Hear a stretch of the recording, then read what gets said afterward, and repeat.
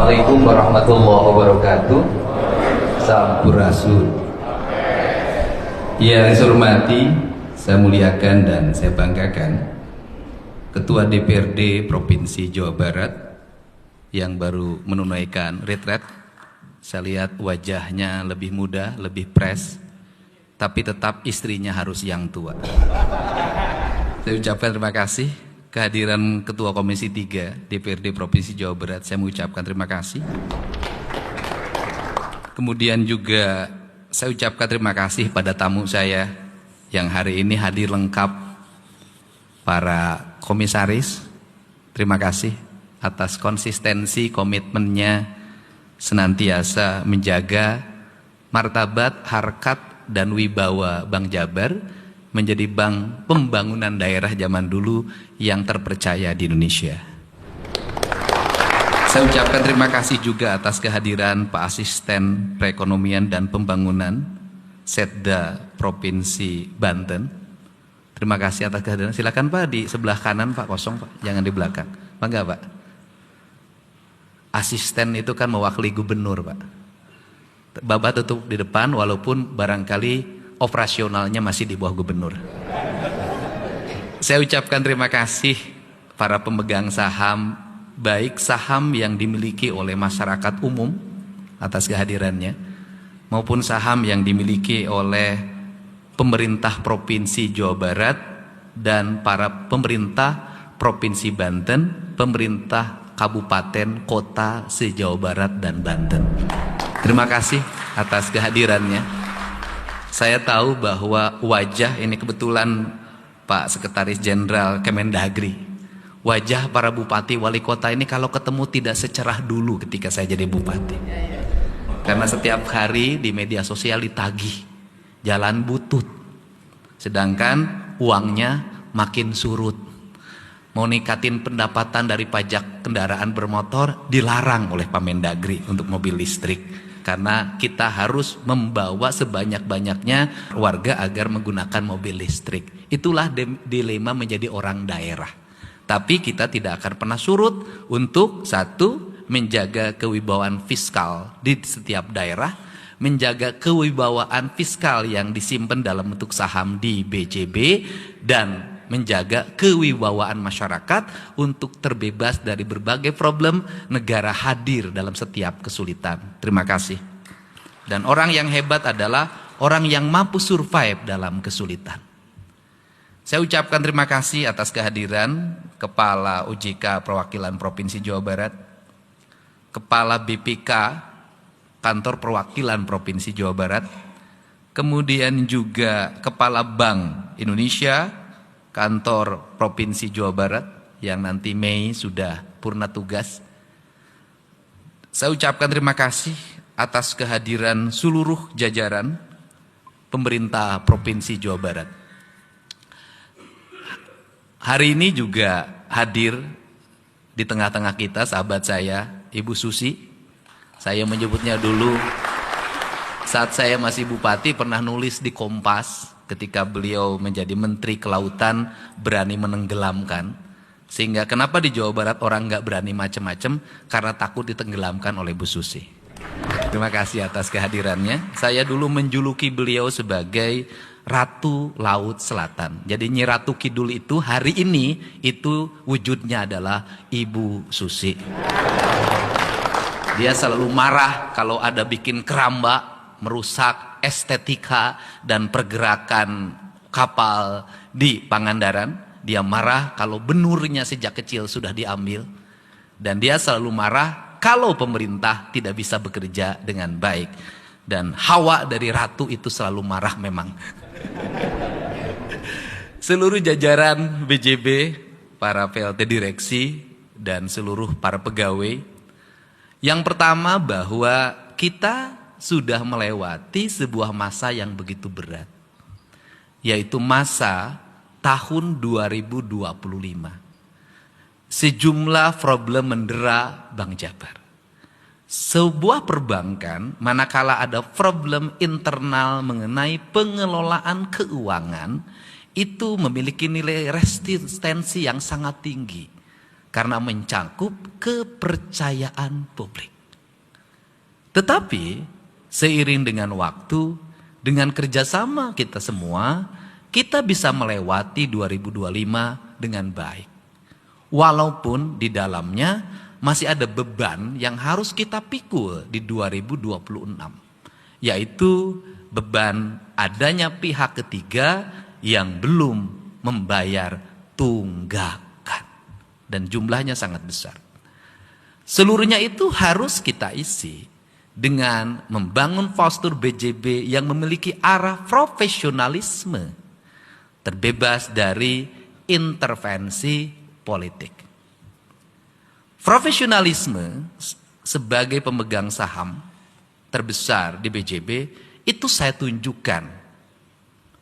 Meski gubernur itu adalah jabatan politik, meski gubernur itu ketika terpilih didukung oleh tim sukses, meski gubernur itu ketika terpilih didukung oleh kelompok politik, komitmen itu saya perlihatkan sampai hari ini. Tidak satupun saya merekomendasikan menjadi anggota komisaris yang berasal dari kalangan lingkaran kekuasaan politik yang saya miliki.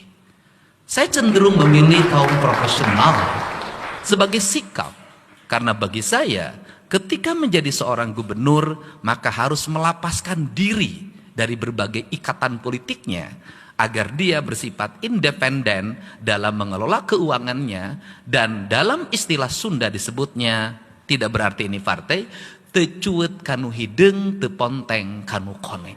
Artinya apa? Dia kukuh pada pendirian, tidak berpihak pada siapapun, kecuali pada kepentingan masyarakat yang lebih luas. Dalam bahasa minismennya orang Sunda, telanca-linci, luncat mulang, udar tina tali gadang. Apa itu artinya? Lanca-linci tidak suka memiliki cara berpikir pragmatis, mencari untung sendiri, mencari selamat sendiri, menabrak rangkaian aturan yang itu udar tina tali gadang, yaitu konstitusi dan peraturan lainnya yang mengikat dirinya. Sikap itu juga saya tunjukkan terhadap orientasi untuk tidak memilih jajaran direksi, tidak merekomendasikan jajaran direksi yang berasal dari kekuatan lingkaran politik. Saya lebih merekomendasikan, Pemprov lebih merekomendasikan adalah orang-orang internal BJB yang tidak kenal sebenarnya. Tetapi saya lebih memilih daripada bank dirampok oleh orang lain, saya lebih mempercayai orang dalam yang gampang untuk menegurnya. Itu contoh. Kerangka itu harus dipacu dengan serangkaian, ini perlu penjelasan lebih luas. Serangkaian itu ditunjukkan pada saya selalu mengingatkan agar BJB menekan biaya operasional. Tidak membuat kebijakan membengkakkan biaya operasional yang di belakangnya itu adalah tekanan politik. Di belakangnya adalah ancaman politik. Misalnya biaya operasional untuk promosi BJB dengan jumlah yang besar. Isinya hanya konten-konten, isinya hanya billboard-billboard, isinya hanya spanduk-spanduk, baligo-baligo dengan harga mahal. Maka karena kebetulan saya adalah gubernur konten, dan kebetulan saya gubernur YouTuber, saya merelakan YouTube saya, TikTok saya, IG saya digunakan oleh BJB untuk mempromosikan pekerjaan-pekerjaannya dalam bentuk keberpihakan sosial kepada masyarakat yang melahirkan kepercayaan publik, meskipun dari sisi aspek keuangan konten saya sangat rugi. Tetapi saya memilih itu. Kenapa? Karena di era digital sekarang, setiap hari masyarakat mengakses berita itu dari kanal media sosial. Dari YouTube, dari Facebook, dari IG, dari TikTok. Tidak perlu biaya mahal. Asalkan cara pengemasannya, cara menampilkannya bahasa yang terbuka dan apa adanya. Kenapa Bu Susi selalu menarik kalau ngomong di IG, kalau ngomong di TikTok? Karena apa adanya, bukan ada apanya. Saya berikan contoh misalnya, kenapa ada Bali? Bali itu salah satu marketnya BJB. Kantor cabangnya ada. Kepala cabangnya pinter milih marketingnya. Putih, langsing, cantik. Ketika ketemu saya, dia berteriak. Ketika berteriak itu, ada yang posting. Viral di mana-mana. Itu kan sebenarnya menuju viral itu mahal. Hanya dengan teriakan polos seorang marketing BJB yang menceritakan tentang perjalanan marketingnya di Bali itu menjadi perhatian publik. Maka konten-konten yang dibangun dalam kerangka keterbukaan, narasinya apa adanya, natural, kemudian tanpa vested interest di hati kita akan kena di tengah-tengah masyarakat. Kenapa? Karena hari ini jangan coba-coba bikin iklan sembarangan yang dibuat-buat. Kenapa? Dulu rakyat kita ini mengkonsumsi berita dalam bentuk framing yang dilakukan oleh orang yang memahami digital market. Hari ini rakyat kita sudah bisa memframing, sudah bisa membuat market sendiri. Karena dia adalah rakyat yang tersadarkan secara digital. Dia sudah tahu mana yang bersifat iklan-iklanan, mana yang iklan beneran, mana yang pencitraan, mana yang keluar dari hati nurani yang paling dalam. Meskipun Citra sampai hari ini bertengkar terus di pantai selatan, yaitu Bupati Citra, karena bertengkar terus dengan masyarakatnya di Pangandaran, saya lihat. Nah, ini kan market. Nah, kalau kekuatan market yang terbuka, kekuatan informasi yang terbuka, itu harus melahirkan manajemen yang terbuka. Sehingga saya selalu mengingatkan ke jajaran BJB, lebih baik Anda diberitakan buruk dalam sehari. Kemudian besok keburukan itu Anda perbaiki, dibanding memelihara orang berpuluh-puluh tahun mengancam Anda akan memberitakan buruk. Kenapa? Recovery yang diberikan oleh Anda dalam bentuk membungkam orang untuk ngomong dengan pembayaran BJB yang pura-pura iklan itu jauh lebih mahal daripada nama Anda dihancurkan dalam sehari. Itu cara. Ini adalah cara marketing. Untuk itu saya memahami bahwa ke depan tantangannya lebih berat karena ada ekonomi global yang hari ini memanas, perang yang tidak berakhir, harga bahan bakar yang semakin tinggi. Kemudian orang hari ini lebih memilih memenuhi kebutuhan konsumsinya dibanding menyimpan. Kemudian pergerakan uang dalam bentuk pinjaman belum tentu menjadi pergerakan yang positif karena marketnya mengalami tantangan. Orang cenderung wait and see dalam melihat perkembangan ekonomi dibanding mengambil keputusan-keputusan hari ini. Maka pinjam uang hari ini belum tentu juga menjadi nilai yang produktif kalau ekonominya seperti ini secara terus-menerus. Dan bukan hanya Indonesia, ini sudah ekonomi global. Di tempat lain orang sudah ngantri bahan bakar dengan harga yang mahal. Tentunya ini tantangan. Market yang harus dikembangkan, siapa yang masih hidup? Siapa yang masih kuat? Pertama adalah para petani. Mereka masih survive sampai hari ini. Tetapi harus ingat, para petani yang asli petani gak pernah nunggak. Saya anak petani. Mereka itu kalau punya utang gelisah.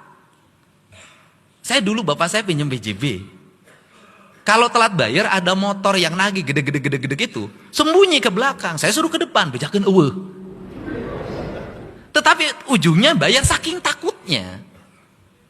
Tapi kalau orang kaya raya punya utang, ketika ada yang nagih, dihadapin pengacara. Artinya bahwa segmennya harus ditangkap. Tetapi ingat, lagi-lagi, kelompok masyarakat petani yang murni, Nelayan yang murni, pedagang yang murni seringkali dikapitalisasi oleh orang untuk membuat kelompok-kelompok petani, kelompok nelayan, kelompok pedagang. Kemudian dilakukan pinjaman yang menikmatinya dia diatasnamakan. Nah, kadang-kadang kita terjebak pada keberpihakan tanpa melihat fakta. Sehingga calo pinjaman ini menguasai kelompok, punya kelompok 20, masing-masing yang 20 ini kayaknya 40. Diberikannya pada kelompoknya, pada perorangan petaninya tinggal 3 juta dalam bentuk barang, yang lainnya masuk saku. Setelah itu dia menghilang. Akhirnya ini yang jadi korban karena yang menandatangani akta adalah mereka. Ini hati-hati ke depan nggak boleh terjadi lagi. Yang kedua, keberpihakan UMKM juga harus hati-hati. Ada UMKM yang murni hari ini menjadi korban bank emok, korban bank keliling, korban pinjol yang rata-rata pinjamannya itu kalau bank keliling itu 25%, yang pinjam 1 juta besok harus bayar 200.000. Ada yang seperti itu. Tetapi ada juga ya lagi-lagi mengkapitalisasi UMKM, dikelompokkan lagi ketua kelompoknya yang menikmati. Sehingga dia menjadi kelompok KUD, ketua untung duluan. Nah ini juga lagi-lagi sering membuat bank-bank macet. Kenapa? Karena dia petualang. Nah, ini kelompok yang kedua, petani nelayan. UMKM juga sama seperti itu. Sehingga sering muncul adalah kadang-kadang mereka itu nanti menikmatinya apa? Ketika negara membuat kebijakan. Karena negara berpihak pada petani, maka pinjaman tani dibebaskan. Karena negara berpihak pada UMKM, maka hutang UMKM di Himbara misalnya dibebaskan. Nah, secara detail kita harus lihat dulu apakah yang meminjam ini UMKM atau ketua kelompoknya. Yang di era Pak Harto juga begitu. Tuh, sampai hari ini. Nah, ini kan harus kehati-hatian. Nah, makanya bank itu sangat hati-hati. Makanya saya dari dulu tidak mau jadi pegawai bank. Kenapa? Tidak bisa berspekulasi kayak politisi. Terlalu hati-hati. Makanya orang bank harus pakai hati. Saya kali lagi, orang bank harus pakai hati. Kenapa? Mohon maaf. Kepinteran pikiran belum tentu menjadi kecerdasan. Jebolnya bank itu dipimpin oleh orang pintar yang berpengalaman pimpin banknya. Apakah pimpin bank Miun atau bank apa dia pengalaman? Berpengalaman di berbagai bank. Kenapa jebol triliunan? Karena dalam ilmu orang kaya bukan karena pintar. Orang kaya karena punya hati yang bisa baca situasi. Yang disebut dengan gejala atau fenomena. Maka kehati-hatian ini akan melahirkan intuisi. Intuisi itu nanti akan bisa membaca bahasa orang Sunda, nganjang kapageto. Bisa membaca apa yang akan terjadi. Sehingga dalam wayang itu dalam filosofinya ada penasehatnya. Yaitu Bathara Kresna punya organ lovian. Dia bisa membaca peristiwa yang akan terjadi. Siapa yang bisa membaca peristiwa yang akan terjadi? Digital, hardware dan software saja? Tidak. Kenapa? Bukan hanya itu. Apa itu? Hati kita. Maka hati seorang pengelola bank, seorang pemimpin harus hatinya seorang ibu.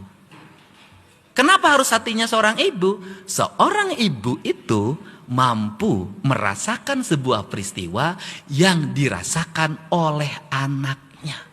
Anaknya ada masalah, ibunya gelisah. Dan seorang ibu itu, saya jelaskan juga ini karena hubungannya dengan bank, akan membaca gejala yang terjadi pada suaminya. Ibu yang punya kecerdasan emosi, serapih apapun suaminya berselingkuh, selalu ketahuan. Ibu yang punya rasa. Begitu juga bank, pemimpin bank, sehebat apapun orang menyembunyikan proposal ajuan kredit, sehebat apapun orang membuat rencana usaha yang dia buat dengan dana konsultan yang mahal, kalau kemudian sedekat apapun orang yang membuat kredit pada BJB karena kedekatan emosi dengan direkturnya, dengan dirutnya, dia akan bisa membaca kamu bohong. kamu rencananya rampok, kamu rencananya ngemplang, kamu rencananya tidak akan bayar. Dia bisa baca. Sehingga kenapa kaum tradisional mengelola usahanya tidak bangkrut? Banyak orang yang tidak lulus SD punya bisnis yang besar. Banyak orang yang tidak lulus SD punya usaha yang besar. Kenapa? Banyak pedagang di pasar tidak bisa baca tulis. Kenapa dia sukses? Karena dia berusaha menggunakan hati sebagai lentera untuk mengambil keputusannya. Apa problem di negeri ini? Terlalu mengandalkan otak sehingga hatinya tidak bisa membaca. Ini adalah prinsip pengelolaan. Untuk itu saya hari ini juga tegaskan, karena ini perlu keterbukaan. Biasanya orang yang punya kebijakan politik itu merekomendir temannya untuk pinjam. Dan kadang di lingkungan kerjanya sahabatnya menjadi calo. Pinjam 30 miliar, nanti saya 7%. Udah dapat. Di rootnya teman saya. Silahkan dicek. Saya tidak pernah merekomendasikan satu orang pun untuk pinjam ke BJB yang itu saya kenal. Saya pribadi pun pinjam ke BJB. Tanda tangan, dipotong biaya operasional tiap bulan. Ini, nah, selanjutnya apa? Selanjutnya pesan saya sebagai gubernur adalah perbaiki manajemen yang lebih baik. Cintailah orang yang setia pada BJB. Siapa yang setia pada BJB? Para pegawai di seluruh wilayah Provinsi Jawa Barat dan Banten. Pegawai di wilayah Jawa Barat dan Banten termasuk 7 keajaiban dunia. Termasuk gubernur dan bupatinya. Apa itu? Ya kan? Ditempatkannya di Lebak, SK-nya di BJB. Tetapi mereka itu adalah para pelanggan tetap dan setia, tidak pernah ngemplang. Kenapa? Langsung dipotong gaji. Kerepotan BJB apa kerepotannya? Kerepotannya adalah mereka top up karena tukinnya naik. Beres top up, dimutasi. Di tempat yang baru tukinnya lebih rendah dibanding tempat yang lama. Nah disitulah BJB akan pusing. Nah kudu dipotong, banyak nanu dipotong. Nah, tapi itu kan kecil banget. Nah apa yang saya tekankan? Yang saya tekankan begini Pak. Jangan sampai orang yang setia itu satu, kalau nabung, tabungannya kecil banget dan diblok. Ini harus dibenerin Pak. Yang kedua, kalau pinjemannya itu bunganya gede padahal bayar. Sedangkan orang tidak setia, pinjem bunganya kecil tidak bayar. Jangan sampai BJB durhaka pada istri pertama demi kepentingan istri kedua dan ketiga. Ingat pada BJB, jangan pernah sakiti istri tua demi istri muda. Karena kata istilah orang Sunda, kapa majikan mate mantak doraka, tapi mantak cilaka. Jadi kalau kemarin ada kecelakaan karena BJB doraka ke istri tua. Tapi ke depan insya Allah saya kawal dan saya sudah ancam. Jangankan punya istri muda, naksir perempuan muda pun dirut akan saya pecat kalau melanggar itu. Harus setia pada istrinya. Anda bisa duduk di sini karena doa istri Anda. Ketika sudah duduk di sini jangan pernah Anda hianati. Dan yang lebih bagus beres RUPS adalah temui istri, pegang kakinya, ceritakan kejahatan yang pernah dilakukan dulu. Mintalah ampun demi kebaikan BJB ke depan. Terima kasih pada para pemegang saham umum, saya ucapkan terima kasih ya atas kesediaan megang saham. Dan saya yakin setelah ini bagi dividen, saya akan mendorong terus BJB untuk kurangi biaya operasional, perbesar dividen agar para pemegang saham menikmatinya. Dan saya juga menyampaikan saham BJB relatif baik. Saya selalu memantaunya kisarannya antara 800-900, selalu baik. Dulu pernah sangat jatuh, hari ini sudah baik. Mudah-mudahan ke depan sampai BJB bisa di angka 2.000, 3.000, 4.000 kan. Keren gitu ya. Saya ucapkan terima kasih. Semoga RUPS hari ini membawa kebaikan, kemajuan, dan kesuksesan buat BJB di masa depan. Wallahu muwaffiq ila aqwamit thoriq. Assalamualaikum warahmatullahi wabarakatuh. Sampurasun. Ingat istri tua, ingat BJB.